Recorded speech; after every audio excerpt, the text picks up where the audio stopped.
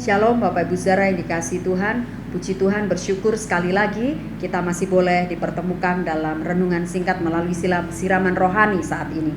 Mari seperti biasa saya akan mengajak kita sekalian untuk kita berdoa. Mohon pimpinan Tuhan, biarlah kiranya apa yang saya sampaikan, kerinduan saya adalah bahwa ini boleh jadi berkat buat setiap kita. Mari kita tundukkan kepala, kita berdoa. Terima kasih Tuhan untuk kebaikan-Mu. Mari kiranya Tuhan memeteraikan segala kebenaran yang akan kami dengar, supaya ini boleh mendatangkan kekuatan dan juga berkat bagi setiap kami. Terima kasih untuk kebaikan-Mu ya Tuhan. Dalam nama Tuhan Yesus kami berdoa. Amin. Bapak Ibu Saudara, saya memberi judul semangat begitu. Jadi hari ini kita mau lihat Amsal 18 ayat 14 yang berkata demikian, orang yang bersemangat dapat menanggung penderitaannya, tetapi siapa akan memulihkan semangat yang patah?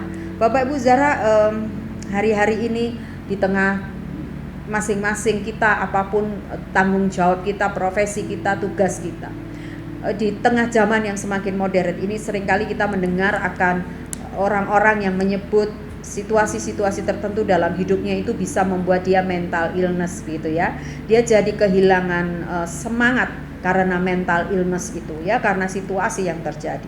Semangat itu adalah unsur yang paling penting sekalipun tidak kelihatan, dan itu sangat dibutuhkan dalam berbagai segi kehidupan kita sebagai manusia. Jika ada semangat, maka pekerjaan yang paling sulit sekalipun itu akan menjadi mudah.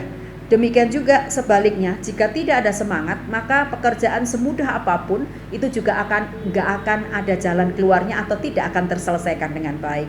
Sejak contoh dalam Alkitab, sejak Yakub waktu itu, saya kasih contoh Yakub.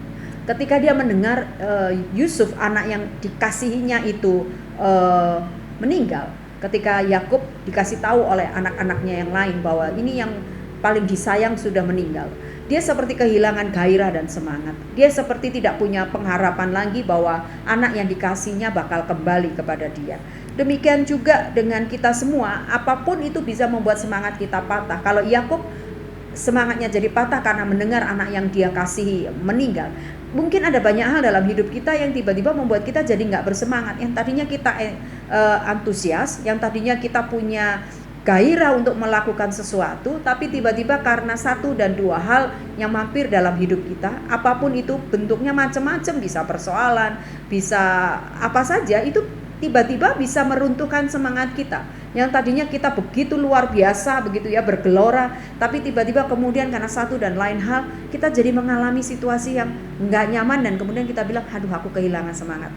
Orang kalau sudah kehilangan semangat macam-macam, Bapak Ibu Saudara ya, ada yang kemudian rasanya nggak pengen ngapa-ngapain, mungkin cuma rebahan aja di rumah begitu ya, di kamar saja, nggak keluar-keluar, dan banyak yang lain begitu. Dalam beberapa media sosial yang saya temui, ketika ada beberapa orang yang secara khusus dia punya punya beban di sisi kemanusiaan, menolong orang-orang yang dalam situasi-situasi stres, depresi dan lain sebagainya.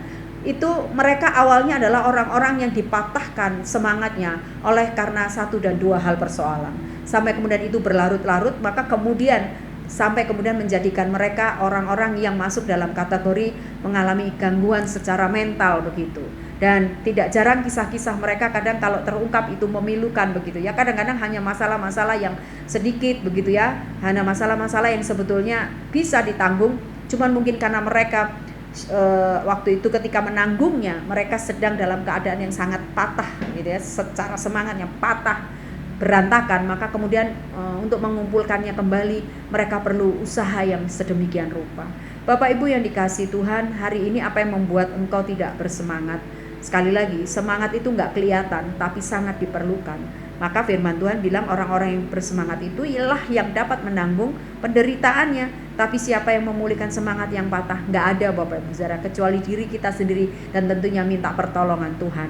Mau se-RT, mau sekampung begitu istilahnya, mau besar apapun orang memberi dorongan, kalau yang didorong tidak punya keinginan untuk tetap bersemangat dan punya semangat yang terus bergelora, ya nggak bakalan. Maka kuncinya adalah masing-masing kita yang berani membangunkan diri sendiri dan berkata, aku harus tetap semangat supaya perjalanan hidup yang aku jalani boleh tetap aku jalani, karena aku tahu Tuhan selalu bersama denganku. Itu keyakinan iman yang harus tiap hari kita perdengarkan supaya telinga, mata, hati, pikiran, dan semua yang ada dalam hidup kita ini Bapak Ibu, itu menjadi berjalan penuh dengan kekuatan yang baru. Kalau enggak, kita bilang sama diri sendiri, nggak mungkin berhasil, sudahlah, aku udah males dan lain sebagainya, maka saya percaya tidak akan pernah ada kita memiliki kekuatan yang baru kalau sepanjang itu kita selalu mematahkan semangat kita dan membuat hancur sendiri semangat kita. Orang lain boleh memberikan dorongan, tapi dorongan terutama dalam diri kita sendiri. Minta Tuhan terus tolong tiap waktu, tiap hari, supaya kita boleh tetap melewati seluruh hal dalam hidup kita, entah itu penderitaan, entah itu apa saja, dengan kekuatan dan semangat yang baru. Tuhan Yesus pasti menolong Bapak Ibu Saudara, memberikan semangat yang baru juga kepada saya, sehingga hari-hari di depan yang kita nggak tahu, tapi kita bisa akan jalani dan lewati nanti, karena kita tahu kita tidak sendiri. Kiranya Tuhan memberi kekuatan kepada kita sekalian. Mari kita mengakhiri renungan ini, dan kiranya Bapak Ibu Saudara tetap semangat berjalan bersama dengan Tuhan. Mari kita berdoa. Bapa dalam surga, kami mengucap syukur berterima kasih. Biarlah kiranya kebenaran ini boleh menjadikan kekuatan buat setiap kami. Berikan kami semangat yang baru setiap waktu Tuhan, supaya kami boleh terus berjalan bersama dengan Tuhan. Keyakinan kami satu, bahwa kami gak pernah sendiri. Kami mau terus dikuatkan oleh Tuhan dengan semangat yang daripadamu. Terima kasih untuk segala kebaikan-Mu Bapa. Di dalam nama Tuhan kami Yesus Kristus, kami berdoa dan bersyukur. Haleluya. Amin.